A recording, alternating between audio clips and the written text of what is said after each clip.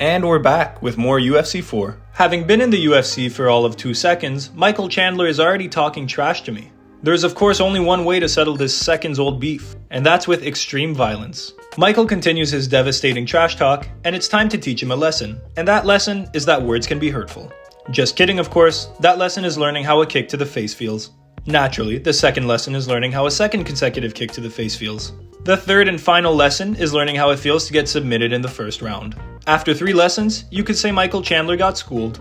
Bad school jokes aside, this is an ideal start for the UFC career of Joe Name. Due to my recent success, the one and only Freddy from Freddy's Spaghetti wants to sponsor me. I would be a fool not to take this opportunity. My next opponent is Nick Lentz. This is good, as he looks like the type of guy who's allergic to gluten. And with my recent sponsor, I should have this fight in the metaphorical bag. Just before the fight starts, I point at him to signify that I'm coming for him. I swiftly get punched in the face. I lure him in with the promise of gluten-free pasta and make him tap out almost immediately. Explain that, vegans. I don't understand why the opponents look so bad in this game. That's okay though, because it's funny to fight ugly people. It's a bit less funny, however, when the uglies start fighting back. I was winning the entire fight and then I get socked right at the end. Unbelievable. And the cherry on top, I have a broken rib. Time for 270 days of crying and masturbation while I recover. As everyone knows, the only real way to get ready for a fight is of course, a spaghetti eat-off. Now that we're on a full tummy, we can fight. Again, I point at my opponent to show that I'm not afraid and I'm coming for him. Simultaneous kicks, and now we're gay lovers.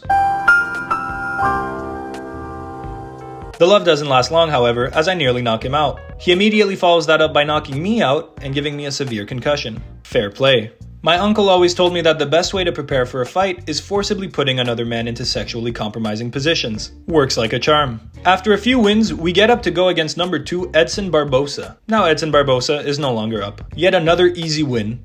I'm so hot right now, the only thing that could stop me is perhaps a warm cup of tea served by Bill Cosby.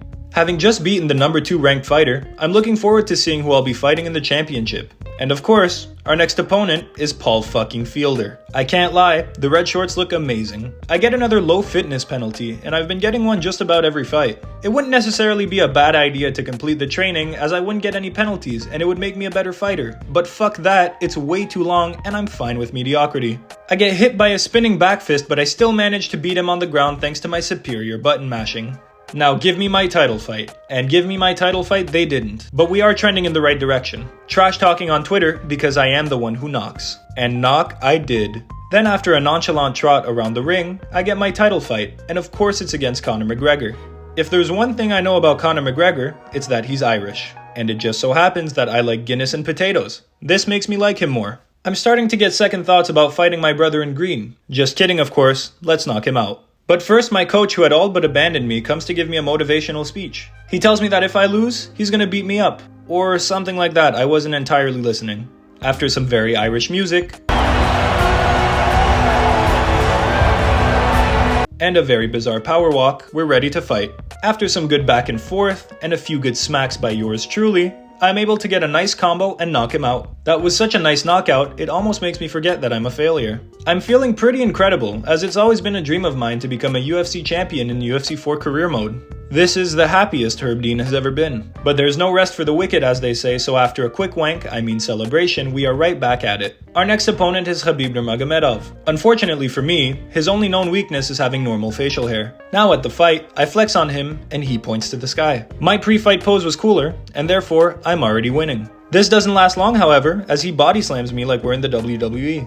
And then of course, he does it again. And that's the end of round 1. Round 2 begins and he gets a takedown. I didn't really do anything this fight, and my severe lack of skill is showing. And of course, this fight ended the only way it could have possibly ended, with me getting knocked out whilst getting a severe concussion that will permanently affect my brain. That's okay though, as I can now get money from the government for being disabled. Hashtag winning. I decide that I want to go for one more title fight, and my first opponent will be Kevin Lee. So I head back to the gym, training harder, faster, better, and stronger, knowing that this will be my last hurrah in the UFC. I can't let this opportunity slip away. Unfortunately for me, I get smacked around, lose via decision, and retire a failure.